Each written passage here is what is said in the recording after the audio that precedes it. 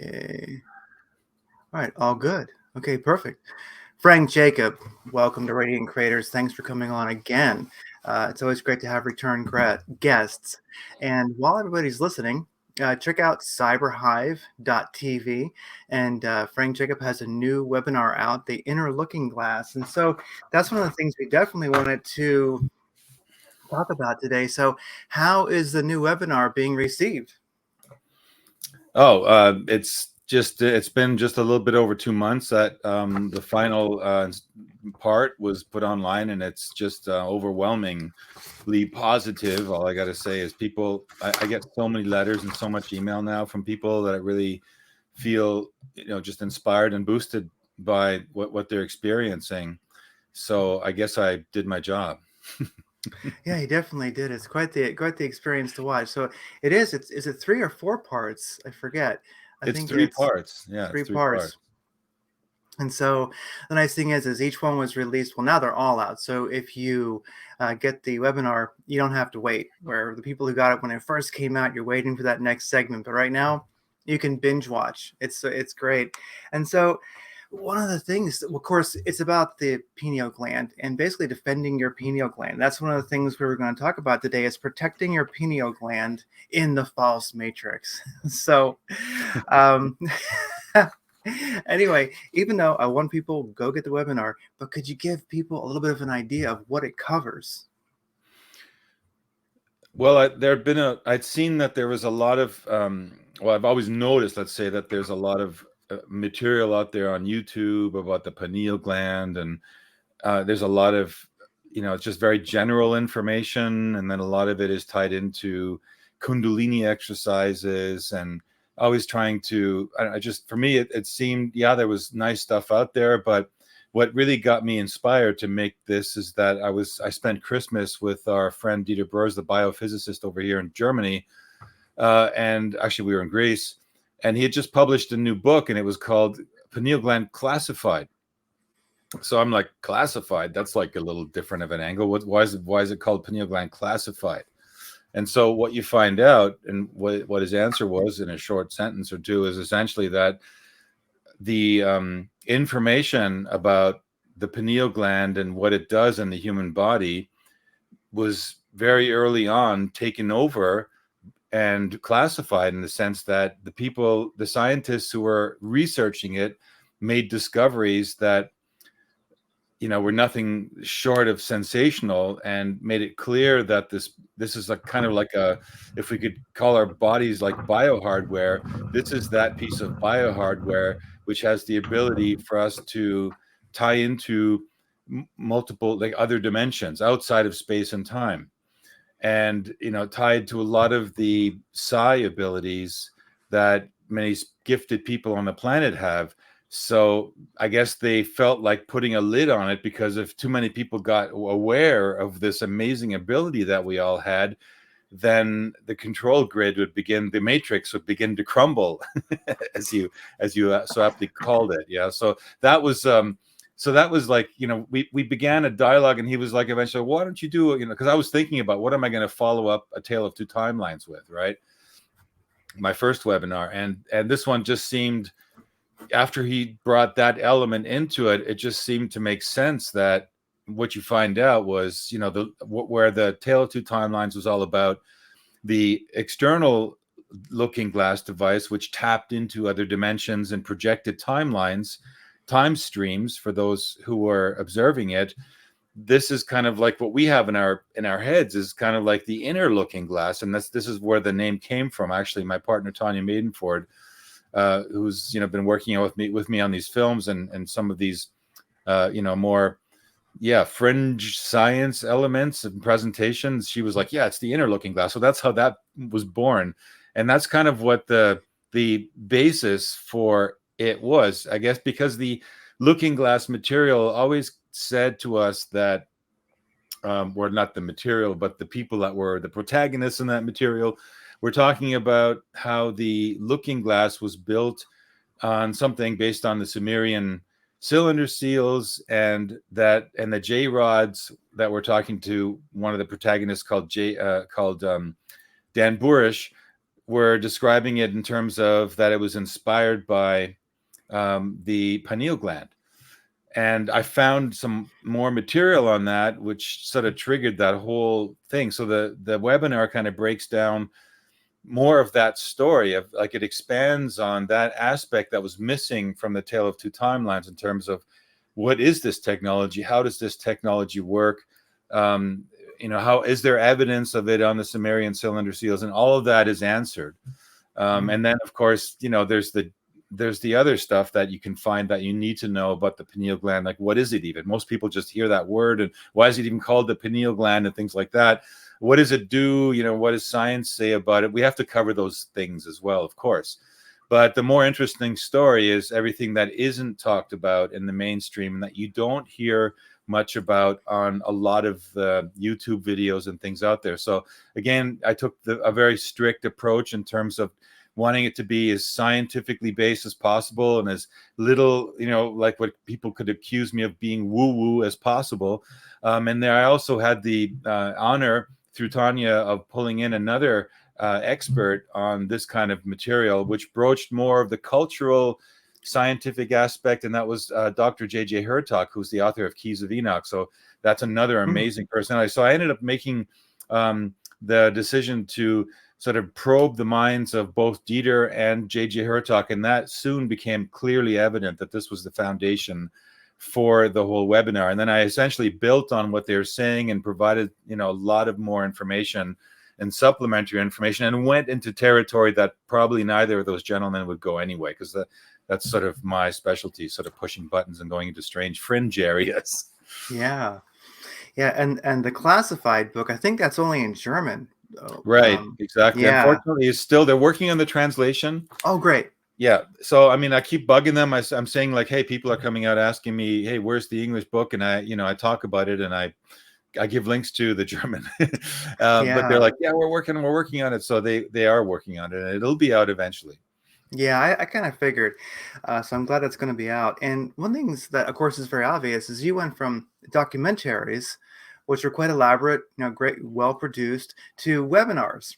And it seems like that was, of course, the natural progression for you. But it's like you're getting too much info to take the time to make a documentary like you used to. So now you're putting out these sort of, it's kind of a documentary webinar hybrid. I think you've maybe created a new form of presentation, I think. Thanks.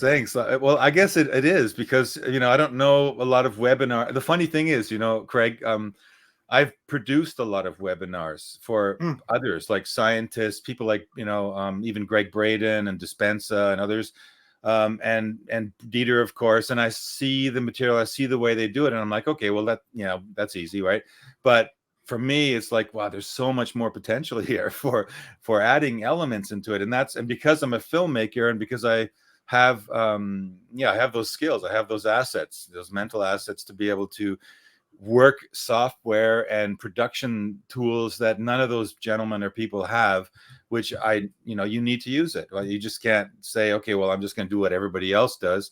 So yeah, you're right, it's become a hybrid kind of thing. It's like documentary webinar or something like that. yeah, Yeah, yeah, Docunar or something like that. Yeah, docunar. Docunar, and definitely, if anybody's wondering, these are not PowerPoint presentations. It's not that kind of a webinar. No.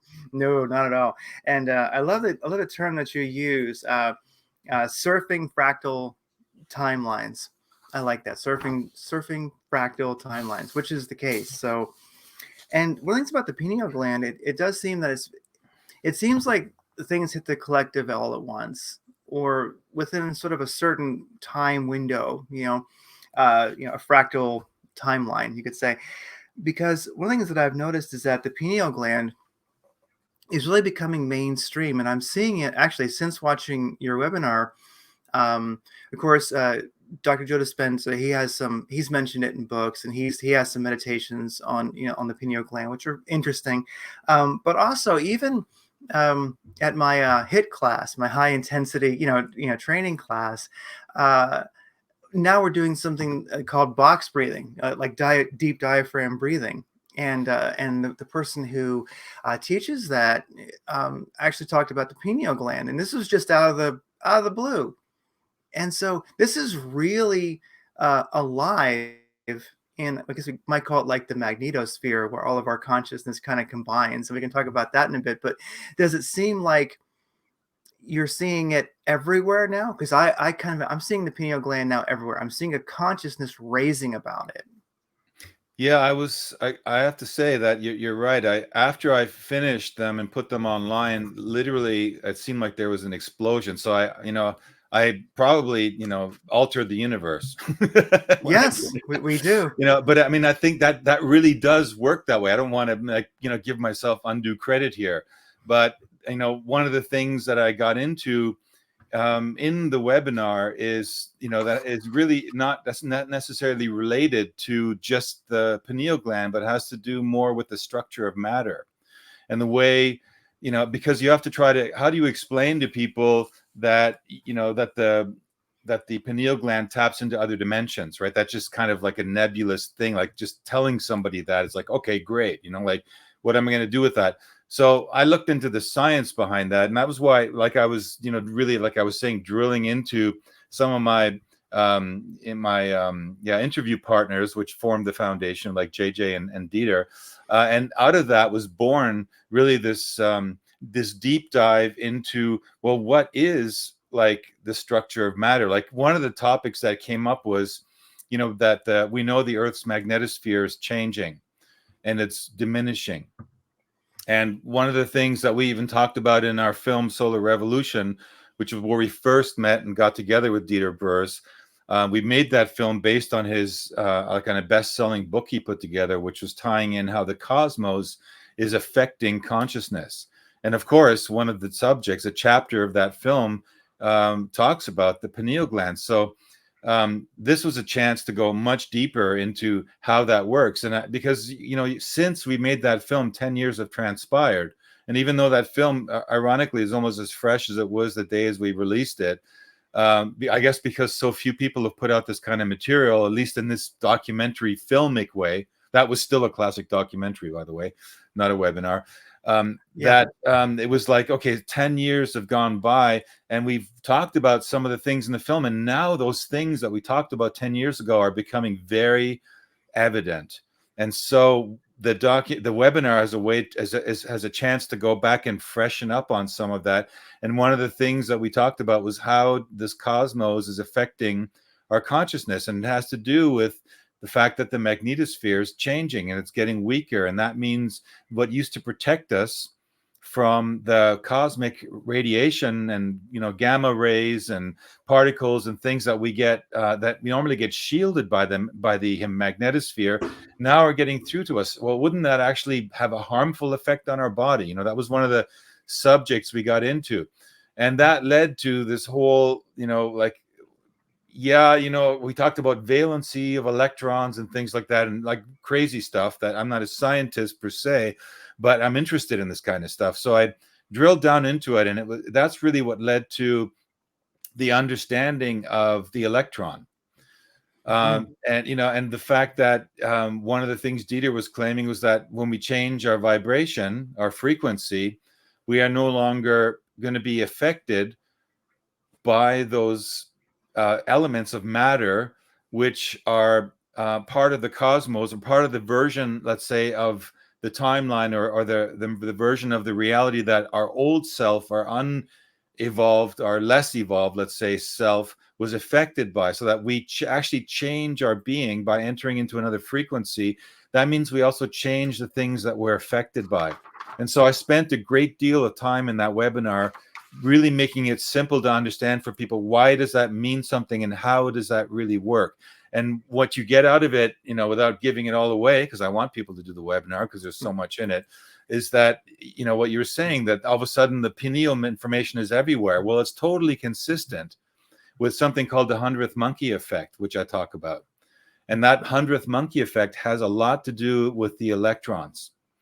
Yeah, and how information is stored in the universe, instantaneously shared across, from local to non-local, meaning infinite distances, right? Which is something a lot of people have a hard time getting their minds around. Like, what is local and non-local? We've all heard about this in quantum physics, that things that can affect something at a distance, at a great distance, Maybe the simplest analogy, a butterfly on, flaps its wings in China, and we have a thunderstorm in New York, right? Hmm. Well, what does that really mean, and how does that work, and what is the science behind that? And that's something I really was fascinated by. And so I spend a good deal of time really making people understand that in the webinar, because it has to do with how are we going to change consciousness on this planet? Because right now, I think we're seeing a lot on the planet that's happening, which is very dark. And it almost seems like it's hopeless for a lot of people. Like if you really take a dire look at it, at really what's going on. And I spend a great deal, as you know, of time talking about, like, hey, I point the fingers, I name the names, I show what's going on, I describe, I show pictures, films, and I show the technology. It's not just a conspiracy theory. It's really going on. These people are really exist. They really are moving us toward that timeline. And how are we going to change that? Because we don't have all the money they do. We don't have all the power and influence. And most of us, a lot of us are just sitting alone at home. And, we know maybe a half a dozen, or if we're lucky, a dozen friends that are vibrating at the same frequency as us that we can share with. But by far and large, the majority of people out there are still at another space altogether, maybe in a totally different timeline even. And so how do we reconcile that, getting that information to them? How can that happen? And that's where this aspect of it comes into being. And that's why when you say you saw it everywhere, I mean, and I noticed it too, it means that my putting such a heavy focus on it, again, recharged the electrons, if you will, and shared it across all time and space. Yeah. And once that information is created, once it is in the collective, then it's there. People can sense it. They go and get it, and then it just keeps expanding in that way. Well, in the film, or I should say the documentary, or I should say the The webinar, webinary webinar, documentary. yeah, the webinary. It's there are actually pictures of the pineal gland, and so it is this small part of the brain, and it's about the size of a large piece of rice, I would say. And I guess Yeah. when it's healthy, it looks like a piece of white rice, just a bit bigger. And the pictures that you showed and how the pineal gland is under attack right now, it looks like a tooth with cavities. It looks like it looks, that's kind of how it looks to me. Like that looks like a tooth that you would never want to see. I mean, Yes. if a person had a tooth looking like that, it would be a bad day, And but yet we have that in the center of our brain. Many people who are not working on, you know, uh, empowering, cleaning, cleansing, keeping that beautiful pineal gland open to connect to, the magnetosphere consciousness, get past the firewall, as you put it.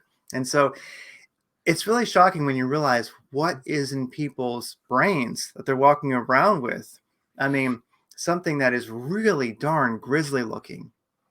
Yeah. Yes, it is. Absolutely. Yeah. I mean, and the Yeah. thing is, that too is something which is, when people begin to realize that they have a pineal gland, and they begin to, if they even bother to research it, they'll eventually come across those kinds of pictures.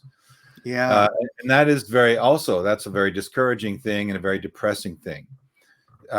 Because there really Yeah. literally is a war on the pineal gland. Not only was it classified starting in the 1930s and 40s, and ever since, the more they got into mind control, the more they also simultaneously, and I guess if you listen to Professor Dietrich Klinghardt, who was a quick cameo in one of the parts, talking about how the three most prevalent toxins to the pineal gland that happen to be, by coincidence, Imagine that. the three most prevalent toxins on the planet, in the environment, everywhere, right? So you have to wonder, like, is that just coincidence, right? And being that that's the case, he went out on a limb, essentially, for someone of his stature, and said, like, it doesn't seem possible that even humans alone would be able to organize that level of destruction. So it seems highly unlikely that it's a coincidence. It just happens to be coincidence that they both happened at the same Oh, time, yeah. right? So that's how I look at that word, coincidence. And the Yeah. research discovered, hey, we have something here which is like could be like a weapon against the any kind of nefarious elements out there that are trying to control people and make them more dependent and less open. At the same time, what could we put out there? And this is, I think, how Klinghardt puts it. Like he said, like, I think he said something like, if you were like the devil and you wanted to make sure that nobody rose to your level, what would you do to make sure that that would never happen? Well, you would add those elements into the environment and make them available everywhere. In fact, you'd maybe make people promote them all on their own through Hmm. free will, right? So this is exactly what happened. We have commercials, people selling these products all over. After Vietnam, they converted what they sprayed to, defoliate large areas of green.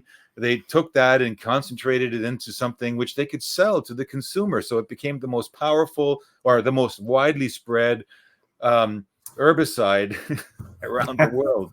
Right. So it's like brilliant. You gotta hand it to the people that are doing this stuff, Craig, right? They're brilliant. They're just Oh, like, they really know everything that they're doing. They do it correct. They do it right. They do it big time. They do it right. And they wait for the reaction. They see the reaction and it's working. And it's like, wow, this is absolutely, we have a hit on our hands. Like, it's like record companies with a hit record.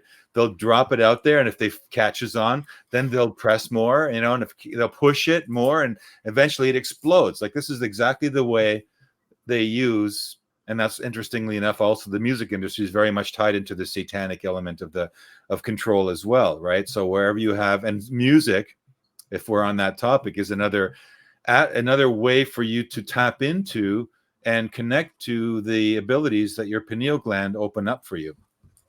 Yeah, and the all in, that's what I have noticed is the commonality with all narcissistic psychopaths, which you often find in government, in the big corporations, is that they're always all in. And I think it's something that maybe people miss. It's that no, trust me, they are totally serious. They are all in. And the only difference between like a small time criminal who's like stealing mufflers and a politician is just the opportunities they had. They're both just all in. And so I sometimes don't know if people have that intuition to realize that, no, these people mean it and they're serious. They just go all in and they keep winning until the one day they fail.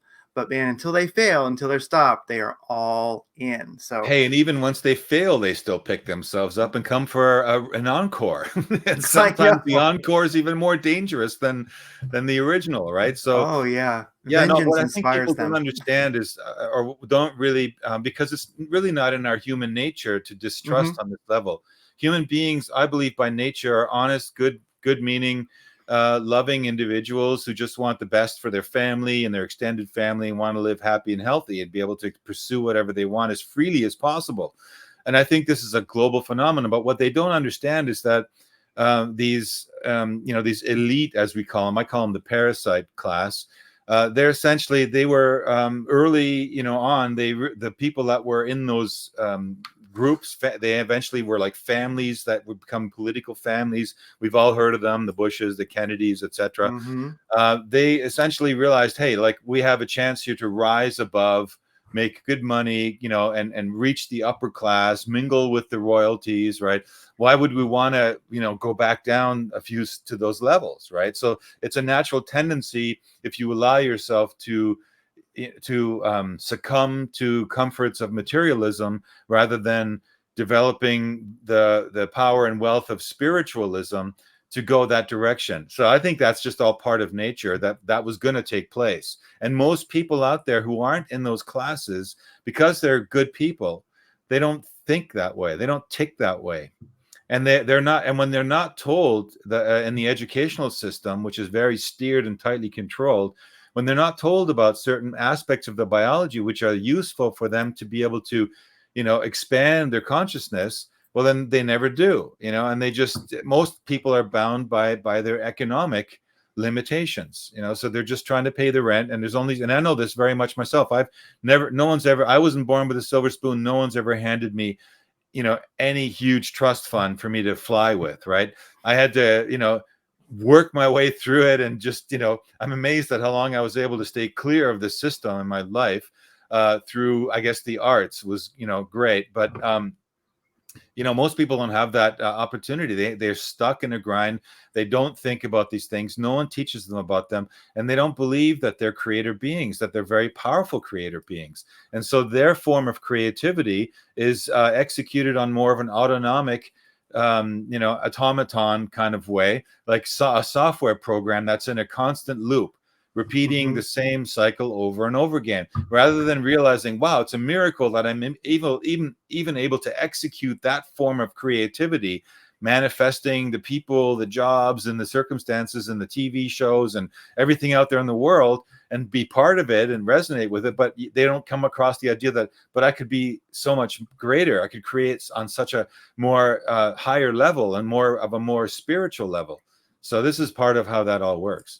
Oh yeah. Well, it's like Joseph Campbell was often asked. People would say, "Well, I've got more important things to worry about." How it's great for a scholar to concern himself with all of this. And Joseph Campbell would always say, "You better care. It does matter. It does. It does. All this stuff does matter." And one thing about the documentary, or I should say, the webinar, is 1, 2, and 3. There's 3 segments, and something I noticed was it seems like they go deep, deeper, deepest. And so it's almost like you could watch this with well, I'm a crazy person, so I only really hang out with crazy people, so we all love it. But if you have friends that you're not sure how into it they might be, the first one they're probably going to like. The second one, maybe they'll make it through it. The third one, now they're really superheroes if they made it that far. So it seems like you produce something which is approachable, and it keeps going deeper, where a person can they can get to where their comfort zone is a little bit too challenged, and they can say, I'll come back later. Well, It that's doesn't. one of the nice things about having a webinar online, that people can always come back to. And many people actually do tell me they watched it once through, they binge watched it, and they realized, Yes. oh my God, it's a download. Okay, I have to go back and watch these other parts, and they watch them several times. I mean, look, even myself, having put this information together, I spent months, okay, just digesting this information. Mm-hmm. The whole thing started in Christmas of last year, right? And then, reading the book, and then, contemplating what it means, and then starting with the whole assembly process and doing my own research, just like when I make a film. But you realize you just have so much more, and such things, there's things happening in the world that are developing so quickly, that tie into what I wanted to bring into the webinar. That, yeah, I mean, that was the hardest thing to do, is like, how do I make it so that anyone can understand it? That would actually, believe it or not, that kept me up at night sometimes while people are worried about other stuff. I'm like, how am I going to make this next part work? Right? The Yes. information is so dense that I don't want it to be, people just tune it out, right? It's got to be interesting. So, and one of the mottos that Tanya Maidenford had in her company, Screen Addiction, from the very start, was to share this information, about this intense information, in an entertaining way. So that's kind of like my motto, and also in this, is to make it entertaining, make it filmic, yet still web, and still like peeling away the layers of an onion. And of course, Yeah. some of it is just so far out crazy, it's borderline science fiction. So if anybody is into science fiction, then this is the kind of stuff that, like, it's right up that alley as well. Oh, It's, it but definitely it is. isn't it isn't science fiction. Not at Yeah. all. Yeah.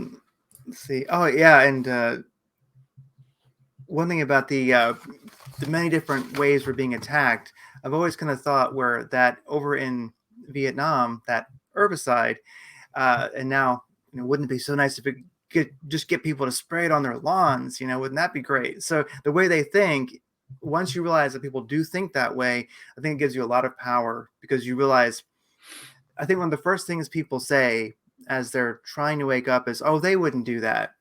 No, Right. yes, they would, and they do. Yes.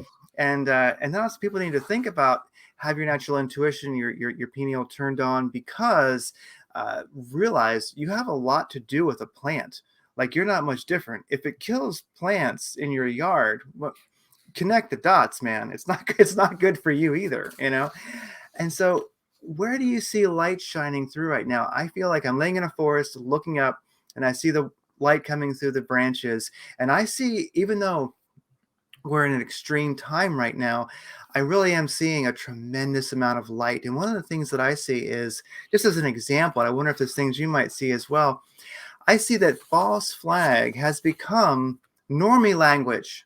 And I wish we had a better word than normie, but everyone knows what I mean. I mean it affectionately.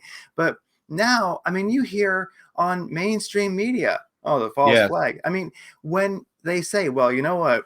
If the globalists can't get what they want, they're just going to false flag over here. You realize that. And that's like your grandpa talking to you. right. False, that notion that these people are horrible and they'll do whatever it takes is now common knowledge. And you think even 5 years ago, I think that false flag was the same as saying conspiracy theory. It was just dismissed, but now it's understood as fact by, I will say, normies and mainstream media. It's part of our consciousness now, and it's expected. And when something happens in the world now, rather than people go, oh, look, that's what happened, a huge majority of the population is going, oh, that was a false flag. What's really going on? So that's where I see light shining through. Is there anywhere that you see light shining through right now? Like your Well, documentary. well, yeah. I mean, I think that I don't even concentrate on that, Craig. It's funny you say Gotcha. that. I just like I'm just going from the premise that that is going to happen. See, the way I Mm, see the world changing is not through weaponizing people and the revolution and all these things have been tried and they've mm, always failed. And as as sometimes as necessary it is to maybe bring violence into a situation. Usually, it's only in the case of self-defense, but it should never be an offensive way. And my idea of the new timeline, this new Earth, has less to do with us becoming like these, like whatever, and ascended masters, and walking through walls and floating around and all this stuff that people have these strange ideas of what it's like to be in this new world. For me, I don't think we've ever really expressed what humanity truly is mm, on this earth yet. I think that we've been blocked, we've been interfered with, we've been contaminated, we've been misled, we've been manipulated, and most of the things which would make us happy and which would elevate this planet to the level of paradise that it was intended to be, like the Garden of Eden concept, the plan has been that all along, has never fully materialized. And mm, so eventually it was very clear to me that the only thing you can do is you can put in my case, I try to put tools out and information out for people that are on that process of deciphering. First they come up with hey, there is this false, like you say, there are these false flags, and hey, that means there are some conspiracies out there. What is a conspiracy, and why would they want to be doing that? So, I mean, the answers to these questions are things that I've been trying to fulfill with the films and the webinars, so that when they're looking for that information, there's something that they can trust, that's there for them to build a foundation of truth on.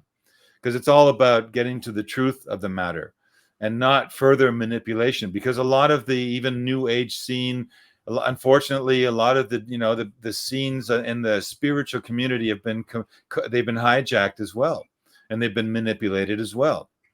And there isn't a lot of truth in them. There's a lot of truth mixed in with fiction, and this is the dangerous thing. When a lot of people, I saw this a lot in the Q movement. There was a lot of truth in it, but there's also a lot of misinformation, which keeps people on a lower vibration.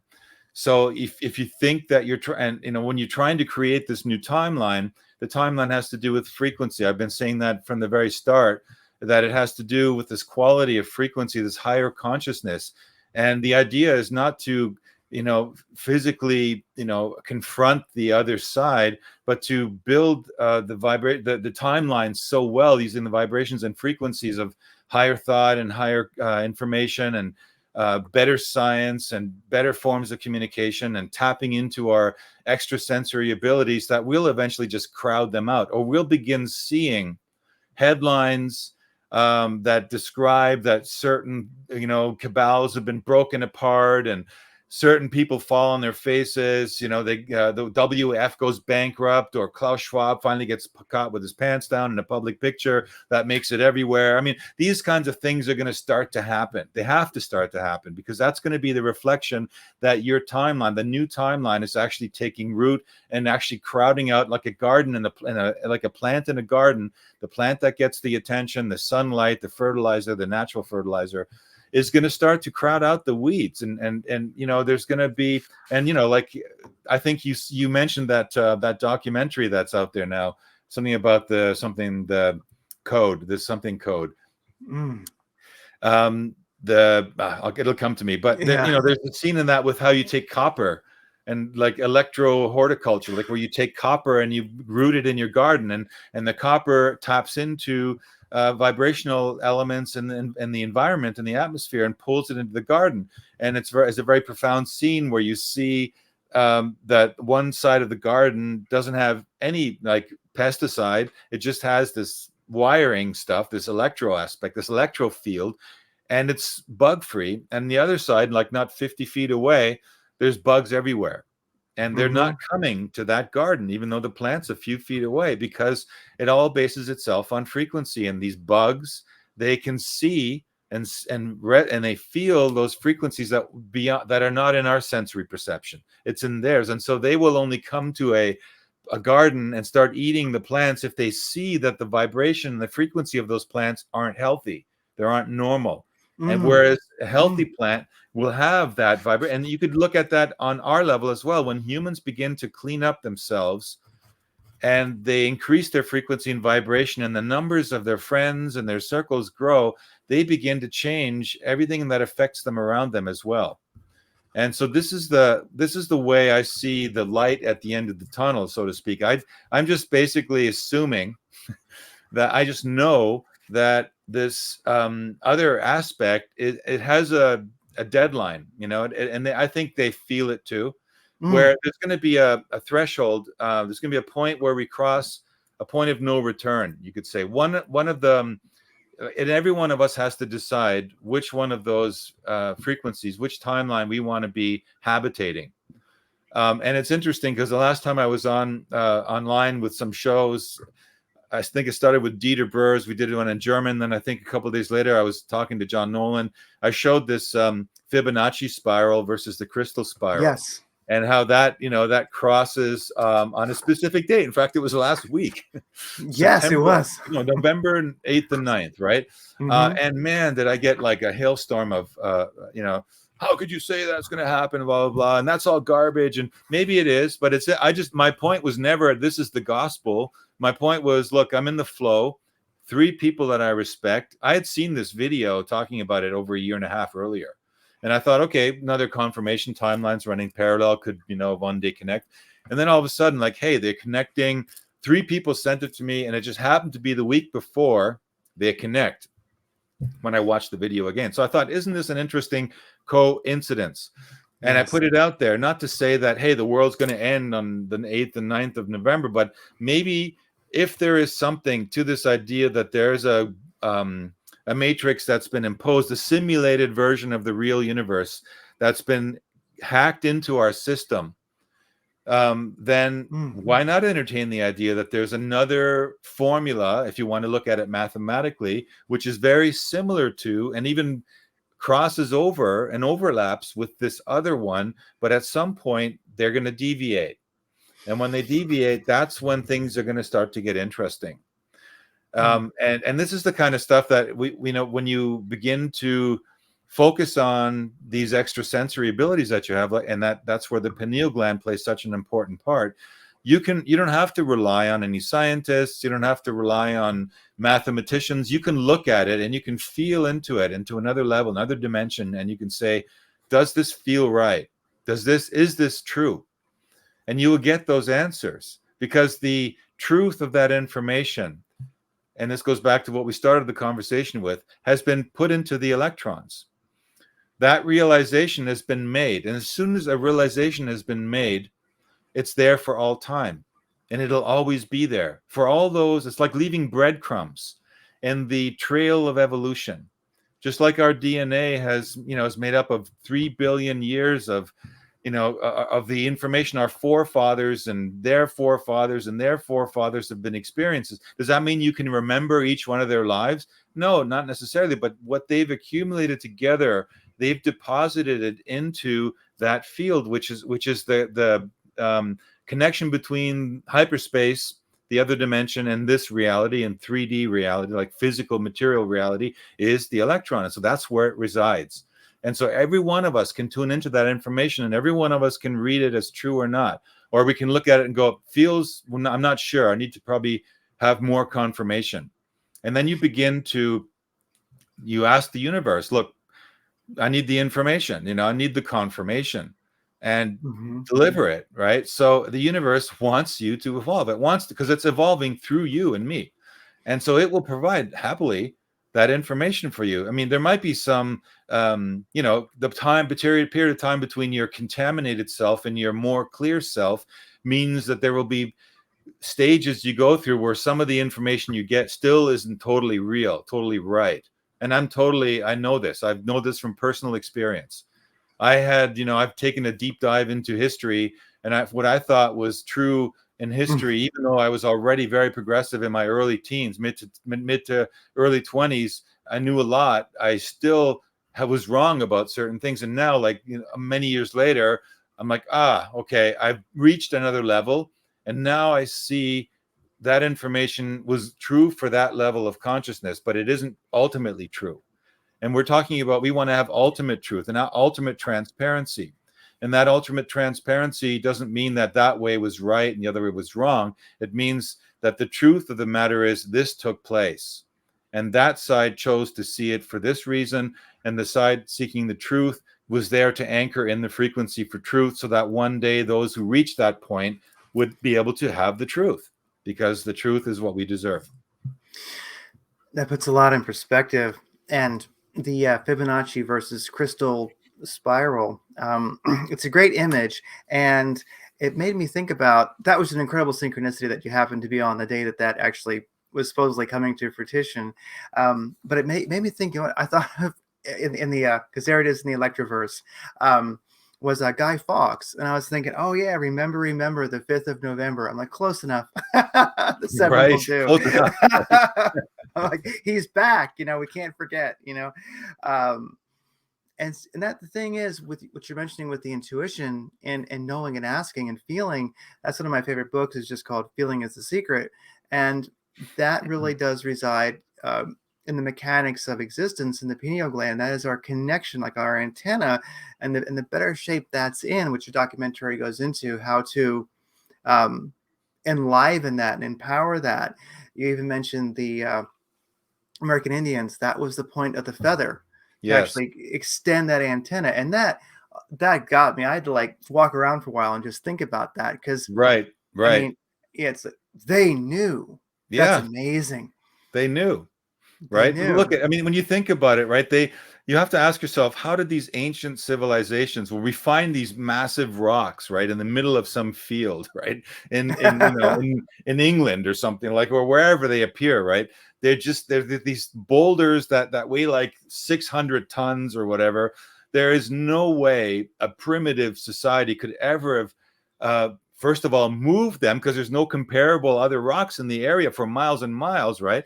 But then by chance, now that we've got these like high-tech measuring devices, by chance, they just happen to place that one stone in this one location that has this unusual ionic, like magnetic quality that is, connected to a grid line on the earth. Like, how did they know that? Well, it just shows you that we think in our modern world that we're the best version of humanity. Right? We've got the most awesome iPhones and whatever it is we got, Samsungs, whatever, to be fair. But so what? I mean, what they had in the past is they had a deep connection to these inner senses, which the pineal gland is one of them. In fact, it's interesting, even just the idea of the Cyclops, to talk about that a little bit as well. What did he have? He had one eye right in the middle of Mm. his forehead, right? And there are reptiles and amphibians that have an open, or like they just have skin, across that portion of their brain, which is directly above their pineal gland. Oh, wow. So but they use it, of course, for different reasons. Their use of the pineal gland, like for example, a squirrel, I mean, they're connected, and or like these other reptiles, they will feel or sense things, and they will know where to be or They where not do. to be. Like, remember that tsunami that took place? Was it 2005 I forget the year, but or yes. three or something like that? Like there is just maybe it was even 2001. But remember, there was all this, like, the people were all standing around, like going, "Wow, cool! Now the water's out to sea, right? This is interesting." What were the animals doing? They were hightailing it out of there, man. They were heading out. They knew it's coming. Why? Because they have this connectivity to their pineal gland, to these extra senses. We have them all. We just shut them down because we've just been taught to listen to your mind, your ego, just blah blah blah blah blah. If you, like, we have, like, all these conversations in our head all day long. How many people learn to shut those down, right? And what's left when they shut that? Who can shut their thinking down for even a second? Okay, it Mm. sounds ridiculous. Oh, I can do that, right? Well, you try just, stopping your thought. Even, like, okay, if you think you can do a second, try a minute or 10 seconds, right? It's virtually impossible. And the goal is here to realize that, your chatter in your brain is oftentimes what interferes with you having access to a more holistic form of communication with the universe, where you're tuning into the telepathic abilities that you have. That the thought that came into your brain just now is one of those telepathic communiques from somebody you're close to. Whereas if you're too busy blah blah blahing all the time, you're never going to hear that. So it's not like Mhm. all of us aren't equally telepathic. The problem is all of us are, to varying degrees, cluttering our minds with all this other meaningless stuff, which is there intentionally. I mean, you Oh, wake yeah. up, the minute you wake up, most people turn on the TV. I mean, I know lots of people that just the TV runs constantly, Oh, and yeah. it's just there, right? It's like there's this thing, and if they don't have, it's like having a schnully, right? Those schnullies, what do they call it? Suckers, Oh, babies, yeah, right? sucker. It's sucker Oh, in the mouth, right? They have this media thing happening constantly, and the young kids today, it's like, where's my Nintendo? Where's my they're sitting their Game Boy, right? They got to have something going, right? And this is very, very dangerous, because this is what's blocking this stillness, and the stillness is what we need to get to that place where we want to go. So it's nothing really, really magical. I think it's overrated. I think that the new world is going to be, totally unmagical in that sense. It'll be very earthy, like down to earth. It'll be very, normal in the sense that yeah. we won't be cluttered with all this other crap. We're going to be tuned in, and we're going to pick up on these senses that we have, and we're going to become calmer, and we're going to Mhm. become, happier, and all these things like happiness and calmness. This is what leads you to connecting with those higher aspects with your pineal gland. And if you're too busy, fighting and in fear, I mean, most of the stuff, and this ties into what you said earlier. Where do you see the end of do you see a light at the end of the tunnel? Well, in between that light at the end of the tunnel, we have all these fear-inducing aspects in society. Right now, we have another one, brewing in the Middle East, and all the countries of the world are being sucked into this one because of the polarity aspect of programmable aspects of religion. Like, religions have been co-opted by secret societies. They're using those doctrines, those scriptural doctrines, to manipulate them, to steer the lesser knowing people emotionally into a dark place, so that they can manipulate them. And unfortunately, there's a lot of carnage that takes place. Bodies burn, bombs go off. These wars really happen. It's disgusting, right? But they do, and they don't have to. If everyone were to say, no, no, we're not doing that. And that's just another one of your stupid games. We see it. This is one of your false flags. We're not falling for it this time. Sorry, dudes. Think of something different, right? Yeah. And so, these are all of the things that I want to be seeing out there, and I see them, and I just want to see more of them, because I think that we need to get a tidal wave going. You need to get a tsunami of our own going, but a good one, in a mental way, in a very spiritual way, a spiritual tsunami, so that we crowd out all these, fear-inducing, manipulative, small-minded parasites who have convinced us that, we giant manifestors and spiritual creators are little gnats, and they are, more powerful than we are, which isn't true. Yeah. And as we move into the two timelines, as they are, splitting, you're going to be where you're in vibrational harmony. And that's the trick. I find that the hardest thing I do every day is to spend, 10, 15 minutes, hopefully longer, in quiet presence with no thoughts or just one thought. But I think as one develops that practice, that's where I think that's where a lot of magic happens, because people often wonder, well, what should I do? What can I do? Who am I? All these questions. And the thing is, we don't really find those in action. Action has a place, but the sessile of all of it, especially being a part of the timeline that we'd like to be in vibrational harmony with, is oftentimes we're so hung up on doing, but the truth is you connect to your timeline and your tribe and your purpose in quiet presence. And that's my greatest challenge every day. The hardest thing I do like 5 in the morning, just 15 minutes in quiet presence. And there's one thing, I won't give it away because I want people to get your webinar, but you mentioned a certain music that's been created by one of the people who was involved in a webinar. And I would say when I turn that on, I check out. It's actually, for people, if you're wondering when you hear about it, profoundly powerful. It is not just new agey music. It's not just whales, Right. and synthesizers. It's and garage band and whales. This is actually the real deal. And it just that hour goes by, and the next thing I know, it's silent towards the end, which I thought something was wrong with it at first. And I Yes. emailed them. I was like, what the crap? And they're like, no, it's supposed to be that way. And then you hear the bell at the end. And that I tune in, I turn it on, and the next thing you know, there's a bell. And that's my quiet presence, every day. And so that's been an incredible help. But that's where we find our connection. Do you think that's where we find our connection in silent presence? Action comes, but it comes from there, it seems. Yes. I mean, if you're not acting, I would say if you're not acting from that place, then all you're doing is supporting the false timeline.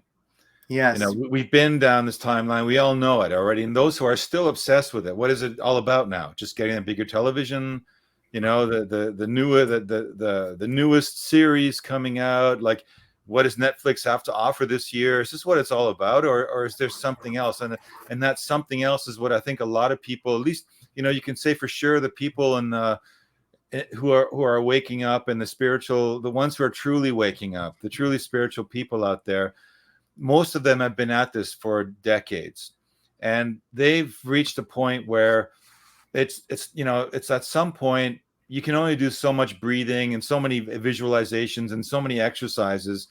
There has to be a fundamental change, in the sense that the inner peace and the vast expanse of knowledge and wisdom within each of those people has to be reflected on the outside, rather than how many more times can you do that exercise and walk around and carry it around within your field, but you want to share it, you want to see it out there with more people. So I think this is kind of what this quantum shift is about. And music is, in this case, it's not music, it's a technology. Yes. And the people behind developing the technology just trust me, that I know them, we know them. They're profoundly wise people.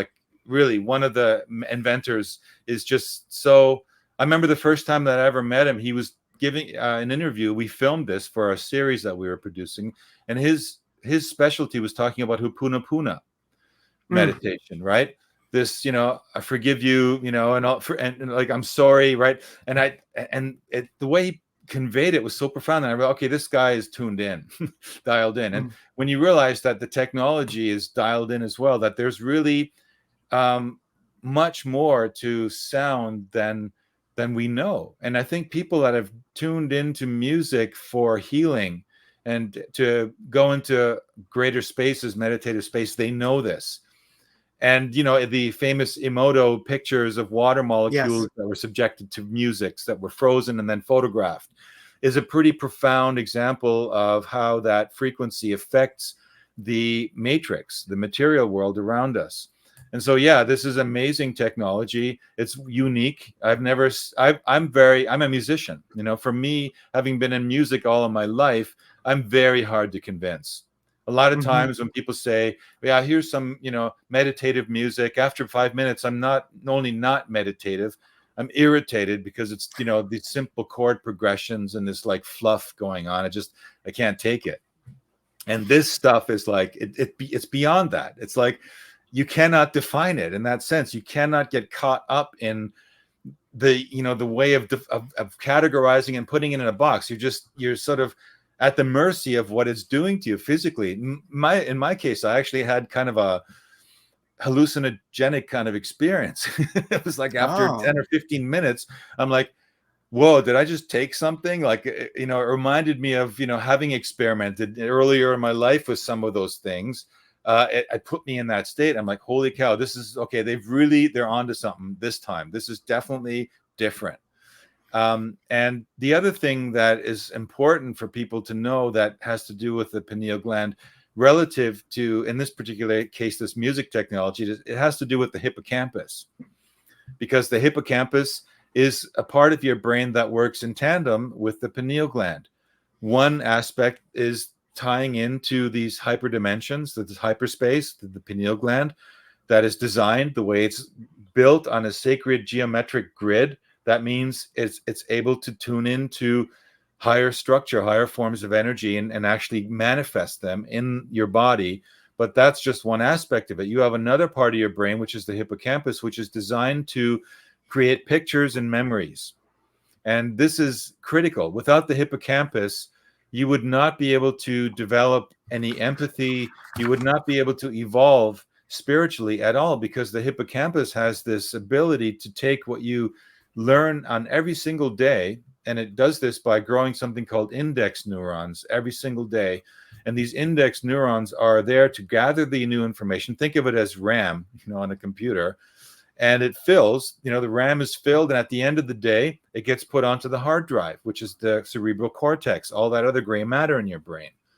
And the hippocampus is responsible for not only depositing it there, but to help your brain to make associations. So after it's done, categorizing it into your brain, the new stuff, then your brain goes through a process of, okay, what did I learn today, which I already learned before, which builds on what I learned before, and you try to make the connections. And this is the part of your sleeping stage called REM, or rapid eye movement, where your eyes are moving around. They're moving around because you're trying to make the connections. And Hmm. the Oh. hippocampus, it does that. And the scary part is that, again, right now in society, and this is something that we've been learning from scientists. I've learned it over here through a scientist called Dr. Michael Nails, and he's published certain books about it called, the human is in the zombie state, in the zombie mode, right? He says that the effect of all of this negativity and radiation, and even the Beetlejuice, okay, Yeah. has shut down the hippocampus. So this is unique. This is not supposed to happen. And in fact, that's where I wanted to bring in the example of the squirrel, like, because the squirrel uses a squirrel's hippocampus is like ours in a way, but it's different. It has the ability to, in the fall, it uses that hippocampus, that memory, to store information in its brain about where all the little nuts are that it's stashed, because it has to survive. If it doesn't remember where it stashed the nuts, there's no way the squirrel would get through the winter. Mm. So they've studied it, and they realized that in the springtime, after there's no need for it to pick up its stash because there's enough fresh food, well, those neurons, they go away, and the hippocampus becomes less active. And what's interesting is that the human hippocampus isn't like a squirrel's. It doesn't, just work in the fall to store chestnuts. but it works every single day. And the neurons that it develops and stores and connects with the cerebral cortex, they expand continually through your entire life, and are always fresh and always new. Now, if that process is shut down, what do you think that means? Right? What does that mean about society? It means that literally we're only in the reactive mode. We're getting information, and instead of storing that and making relationships with it, connecting it and developing our consciousness, we're actually not, that part is missing. We're just reacting every single day on an emotional level, mostly because we get riled up by what we see. So we, especially with, the polarity right now with this whole war thing, people are heavily emotionally invested on one side or the other. The Palestinian side, the Israeli side, they're heavily emotionally invested, and when they do that, they're not making that connection. They're just in this emotional firework on a day-to-day basis, and they're just reactive, and so there's no evolution going on here. And this is exactly what the parasitical aspect of that we've been talking about wants. This is perfect for them. It keeps everyone from evolving. And so this is dangerous territory that we're in here. So this is a war literally going on. I mean, this is a war on a biophysical level. I mean, people regardless of what's being said with different like there's what do they call that, the international, what are they called, the Holocaust Remembrance has come up with a new definition of anti-Semitism and stuff. It doesn't matter, like, because basically if people are not making deeper connections, what point is it to remember a Holocaust? Like, it's got to do with developing ethics and morality, right? And what they're doing down there, the same people that are pointing the fingers at the other side of the fence they're just participating in this meaningless savagery, which is keeping us in this lower level. So, and they want everybody else to follow us apparently down into this thing. And so this is where, again, the pineal, I guess this is why the reason I put this pineal gland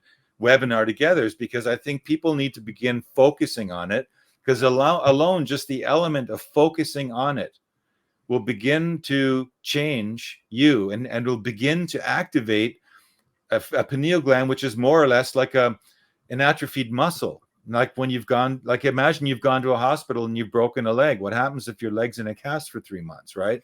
Yeah. After the cast comes out, all the muscles are skinny. You literally got a gimpy leg or a gimpy arm.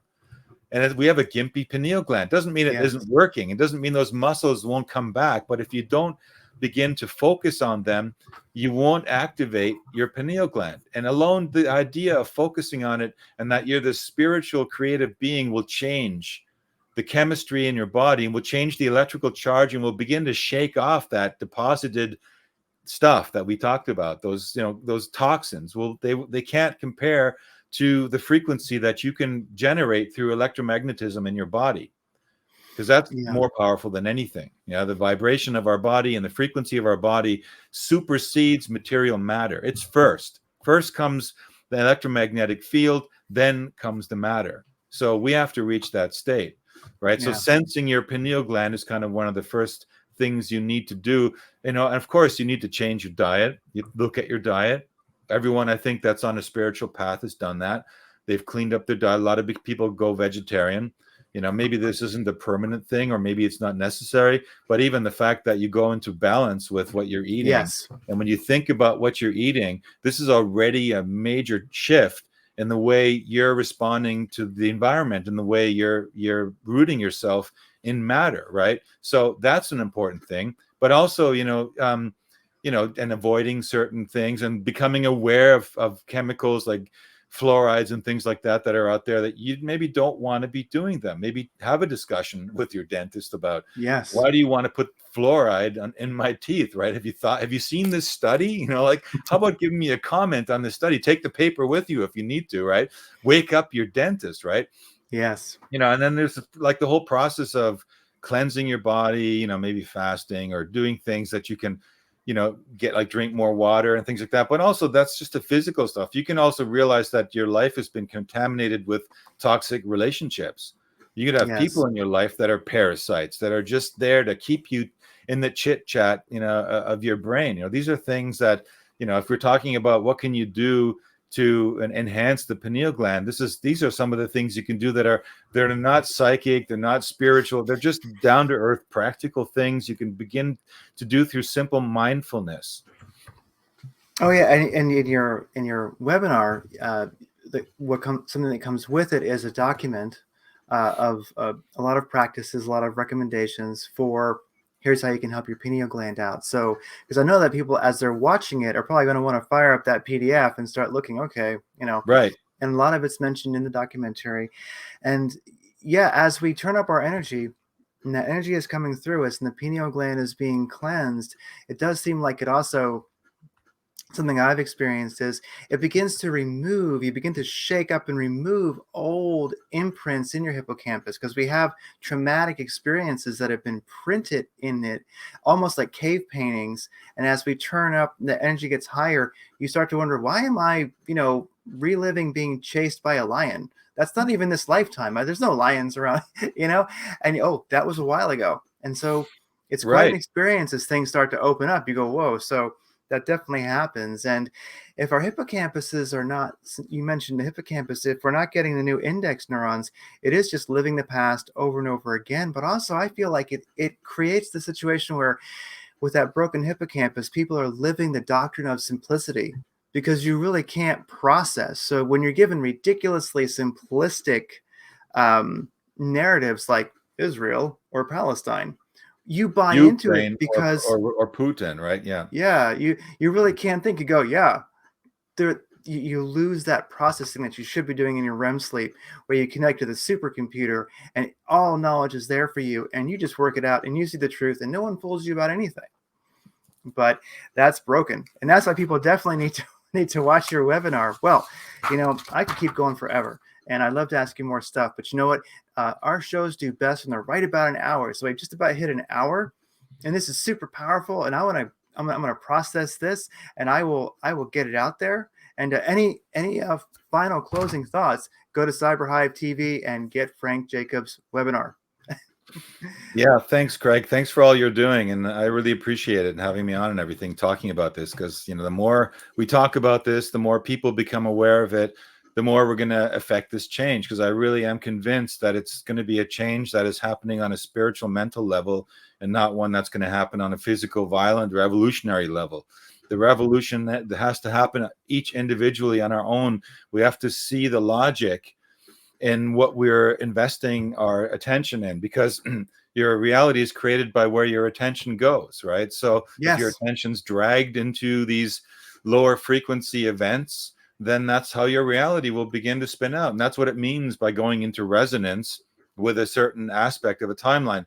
And right now, the transhumanist timeline, that's the one, we're leading into becoming, merging with machines, right? And there's an aspect of consciousness, lower consciousness, I guess, that sees that this is the way out, because they don't, they're not willing, or they're not able to see that we have this other vast aspect of creation, of our own creative ability to take it to. So they think that the vastness will come from us becoming computers, to merge with AI and then be locked into some kind of it'll be an orgasmic material existence, but it'll forever reach the limits of a certain, level of dimensions. And that'll be it. You'll be inside that, locked in it like a fish tank, and your fish tank might get big, but you're still inside of a fish tank, right? So this is where we're going. And we have to make people aware. We don't have to do anything, but I think we should